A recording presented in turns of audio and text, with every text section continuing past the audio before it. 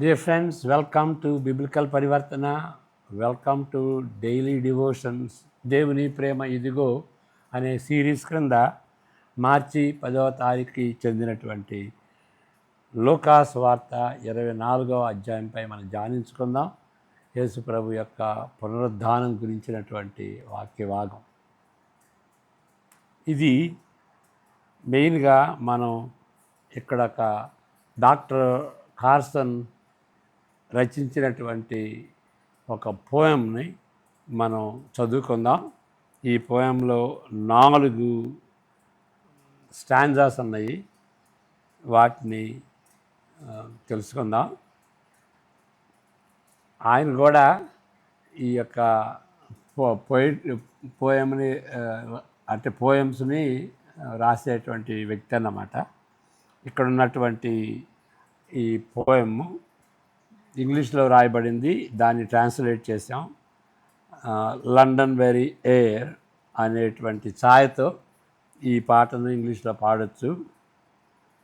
Danny bye అనేటువంటి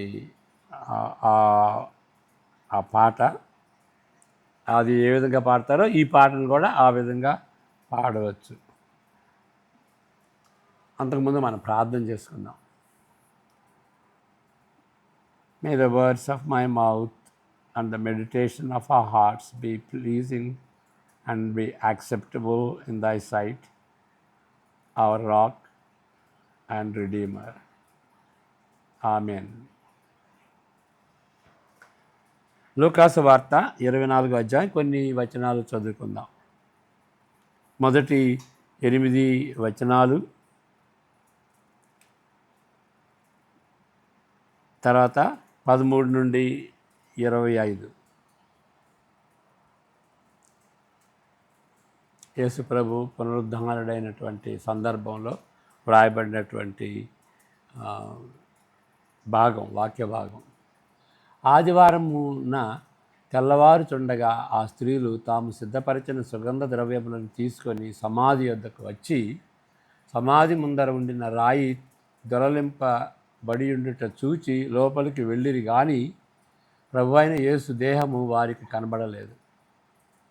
ఇందును గూర్చి వారికేమీ తోచక ఉండగా ప్రకాశమానమైన వస్త్రములు ధరించిన 2 మనుష్యులు వారి యొద్ద నిలువబడిరి.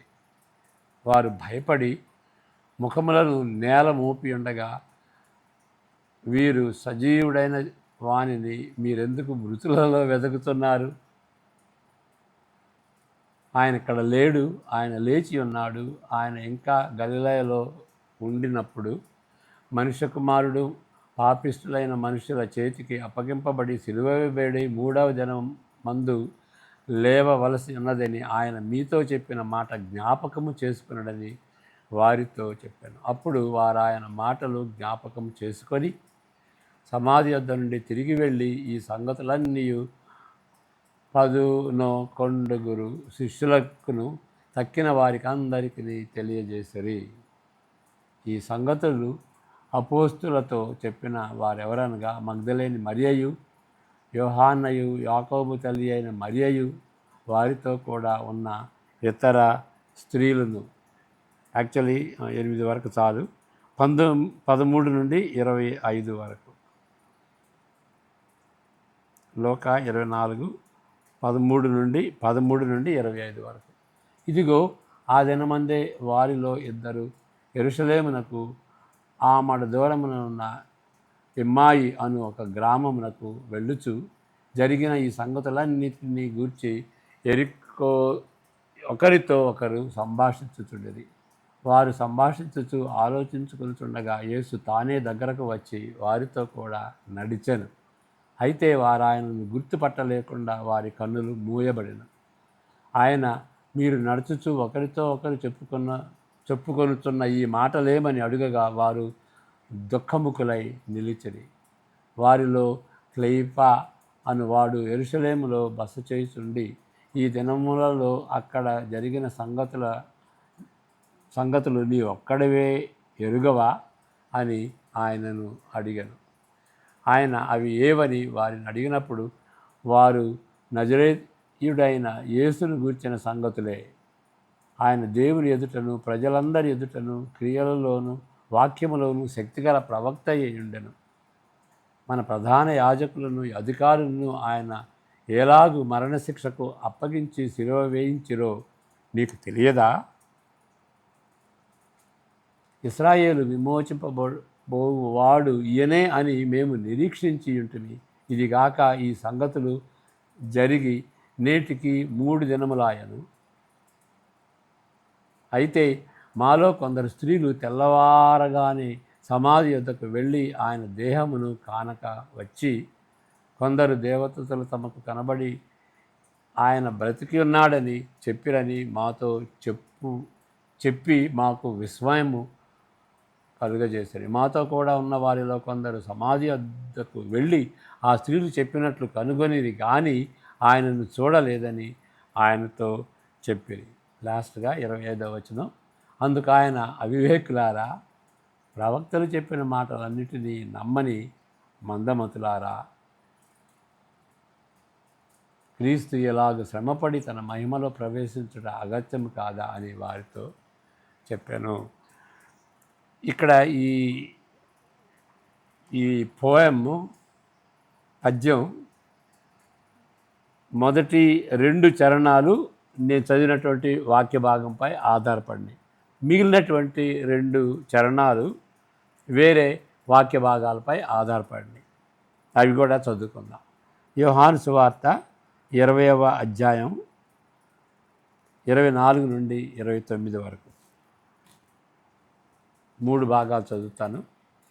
యేసు వచ్చినప్పుడు 12 మందిలో ఒకడైన దిదుమ అనబడిన తోమా వారితో లేకపోయాను. కనుక తక్కిన శిష్యులు మేము ప్రభువును చూచితమని అతనితో చెప్పగా, అతడు, నేను ఆయన చేతులలో మేకుల గుర్తును చూచి నా వ్రేలు ఆ మేకుల గుర్తులో పెట్టి నా చెయ్యి ఆయన ప్రక్కలో ఉంచితేనే కానీ నమ్మనని వారితో చెప్పాను. 8 దినములైన తరువాత ఆయన శిష్యులు మరలా లోపల ఉన్నప్పుడు తోమా వారితో కూడా ఉండెను.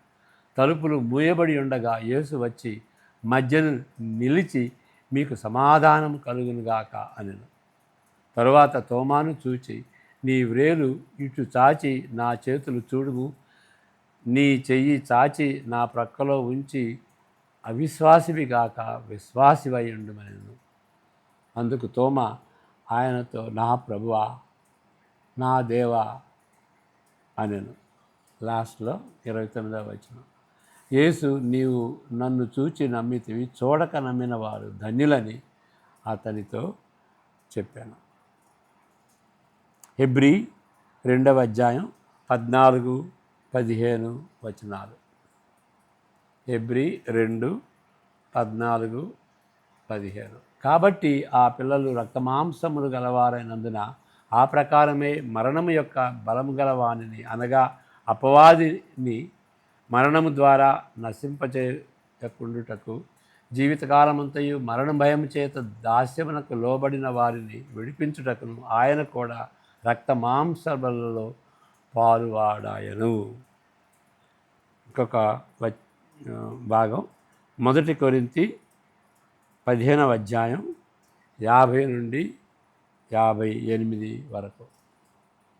1 కొరింథీ 15వ అధ్యాయం 50 నుండి 58 వరకు. సహోదరులారా, నేను చెప్పినది ఏమనగా, రక్తమాంసములు దేవుని రాజ్యమును స్వతంత్రించుకొన నేరవు, క్షయత అక్షయతను స్వతంత్రించుకొనదు. ఇదిగో మీకు ఒక మర్మము తెలుపుతున్నాను, మనమందరము నిద్రించము కానీ నిమిషములో ఒక రెప్పపాటున కడబోర మ్రోగగానే మనమందరము మార్పు నొందుదుము. బోర మ్రోగును, అప్పుడు మృతులు అక్షయులుగా లేపబడుదురు, మనము మార్పు పొందుదుము. క్షయమైన ఈ శరీరము అక్షయతను ధరించుకొనవలసి ఉన్నది, మత్స్యమైన ఈ శరీరము అమర్త్యతను కొనవలసి ఉన్నది. ఈ క్షయమైనది అక్షయతను ధరించుకొనినప్పుడు, ఈ మత్స్యమైనది అమర్త్యతను ధరించుకొనినప్పుడు విజయమందు మరణము మృంగివేయబడెను అని వ్రాయబడిన వాక్యము నెరవేరును. 58 వరకు. ఓ మరణమా, నీ విజయం ఎక్కడా? ఓ మరణమా, నీ ముల్లెక్కడా? మరణపు ముళ్ళు పాపము, పాపమునకున్న బలము ధర్మశాస్త్రమే. అయినను మన ప్రభు అయిన యేసుక్రీస్తు మూలముగా మనకు జయము అనుగ్రహించుచున్న దేవునికి స్తోత్రము కలుగునుగాక. కాగా నా ప్రియ సహోదరులారా, మీ ప్రయాసము ప్రభువునందు వ్యర్థము కాదని ఎరిగి స్త్రీలను కదలని వారును ప్రభువు కార్యాభివృద్ధి అందు ఎప్పటికీ ఆసక్తులనై యుండుడి. ఇప్పుడు ఈ వాక్య భాగాలపై ఈ పద్యం కార్సన్ గారు రాసినటువంటి పద్యాన్ని చదువుతాను. కొంచెం శ్రద్ధగా ఇది పోయమని గ్రహించుకుంటూ మనం దీని మీద ధ్యానించుకుందాం. వారు ఒంటరిగా వచ్చారు. ఆయనను గుర్తు చేసుకున్న కొందరు స్త్రీలు మృతదేహాన్ని అభిషేకించుటకు సుగంధ ద్రవ్యాలతో వంగుచున్నారు. చీకటి వీధుల గుండా ఆయనను సన్మానించుటకు దారి పట్టి వచ్చారు. మరణించిన వ్యక్తిని బట్టి వారి ఆశలు అడియాసలయ్యాయి.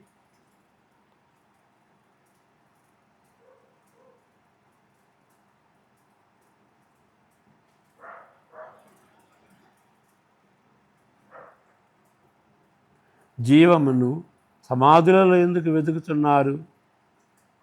ఆయన ఇక్కడ లేడు. ఆయన చెప్పినట్లు తిరిగి లేచాడు. గలిలయలో ఉన్నప్పుడు చెప్పిన దాన్ని గుర్తు చేసుకునండి. మనిషి కుమారుడు మరణిస్తాడని, మృతుల నుండి తిరిగి లేస్తాడని. వారిద్దరూ తిరిగి ఇంటికి వెళ్తారు. వారి ప్రయత్నము విఫలమైనది. ఒక క్రొత్త మనిషికి వారి దిగ్భ్రాంతిని వివరిస్తున్నారు.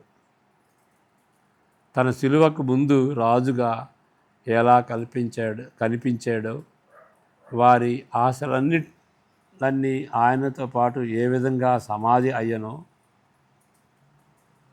క్రీస్తు మహిమాన్విత యాత్రను చూడలేని ఎంత మందమతులు మీరు అది శిలువ ద్వారా వెళ్ళేదనని. అటు తర్వాత ఆయన రొట్టె విరిచెను. ఎంత మందమతులు వీరు, అది శిలువ ద్వారా వెళ్ళే యాత్ర అని వారు గ్రహించుకున్నారు.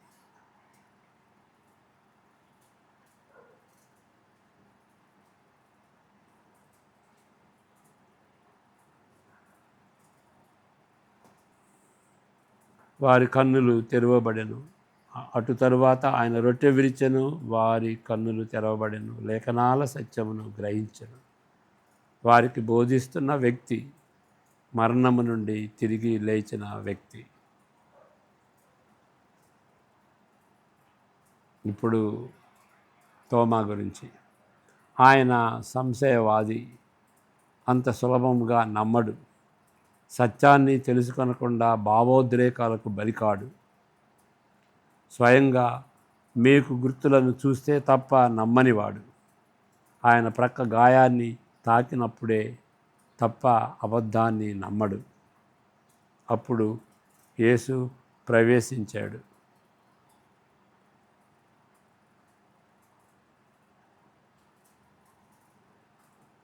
తలుపులు మూయబడి గడిపెట్టబడినప్పటికీ అపనమ్మికను మార్చుకో, వచ్చి నా ప్రక్క తాకు, గాయపు ముద్రలను, నా చేతుల గాయములను ముట్టు. మాట్లాడుతున్న నేను చనిపోయి లేచిన వాడని తెలుసుకో. ఎంతో కాలం గడిచింది. ఇంకా మనకు మరణ భయం ఉంది. అది మన ప్రియులను దొంగిలించి మనలను నిస్సహాయాలుగా చేస్తుంది. మరణ భయం ఇంకా మనలను ఎదుర్కొంటుంది. వేడి ఊపిరి లేనట్లు చేయుటకు పిలుస్తుంది.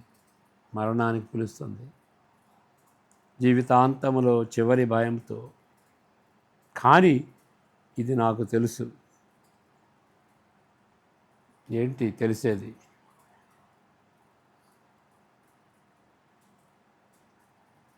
రక్షకుడు ఇదే మార్గాన వెళ్ళాడు. ఆయన శరీరము అమర్త్యత్వాన్ని ధరించింది. మరణపు ముళ్ళును పెరికివేశాడు. దాని పాప ప్రభావము హరించబడినది. ఇప్పుడు మన పాట ఇది. విజయమందు మరణము మృంగివేయబడెను. ఒక విధంగా ఫ్యూనరల్ టైంలో ఇలాంటి పద్యాన్ని మనం నెమ్మదిగా ధ్యానపూర్వకంగా చదువుకుంటే వినేటువంటి వాళ్ళకి ఆదరణకరంగా ఉంటుంది. నమ్మనటువంటి వారు నమ్మేటువంటి రీతిగా యేసుప్రభు యొక్క విజయాన్ని బట్టి వారికి ఆదరణ వస్తుంది. ఇదే సువార్త. యేసుప్రభు తిరిగి లేచాడు అనటానికి చాలా కారణాలు ఉన్నవి. ఈ విధంగా మనం ధ్యానించుకుంటూ మరణాన్ని ధైర్యంగా ఎదుర్కోవచ్చు. మరణానికి భయపడకుండా మన జీవితాలు ఉండాలని మనందరం ఆశపడాలి. ఆ విధంగా అపోస్తలుడైన పౌలు జీవించాడు. శిష్యులందరూ కూడాను యోహాను అయితే అపోస్తలుడైన యోహాను అయితే ఆయన ఓల్డ్ ఏజ్ని బట్టి మరణించినట్లుగా మనం గ్రహించవచ్చు. మిగిలిన వారందరూ హతసాక్షులుగా మరణించారు. వారి విశ్వాసాన్ని బట్టి వారు మరణానికి కూడా వెనుదీయక వారు సిద్ధపడ్డారు, హతసాక్షులుగా మరణించారు. ఎందుకు అంటే మరణం అంటే భయం లేదు. మరణమే ఒక రివార్డ్గా, మరణించితేనే అది ఫలితం, అది ఆశీర్వాదంగా ఎంచుకున్నారు. కాబట్టి ఆ విధమైనటువంటి క్రైస్తవ జీవితం జీవించాలని యేసుప్రభు ఆశ. మనం ఆ విధంగా తీర్మానించుకుందాం. యేసుప్రభుకి సాక్షులుగా నిలబడదాం. ఆయన యొక్క పేరుకు తగినట్టుగా జీవిద్దాం. ఆ విధంగా భయం లేకుండా యేసుప్రభు శిలువ మార్గాన్ని పట్టాడు. ఆయన మనం వెంబడిద్దాం. ప్రార్థన చేసుకుందాం. యెహోవా నిన్ను ఆశీర్వదించి కాపాడును కాక. ఆయన తన సన్నిధి కాంతిని నీపై ప్రకాశింపచేసి నిన్ను కరుణించును గాక. ఆయన తన సన్నిధి కాంతిని నీపై ఉదయింపజేసి నీకు సమాధానము అనుగ్రహించును గాక. Amen. God bless you. See you tomorrow.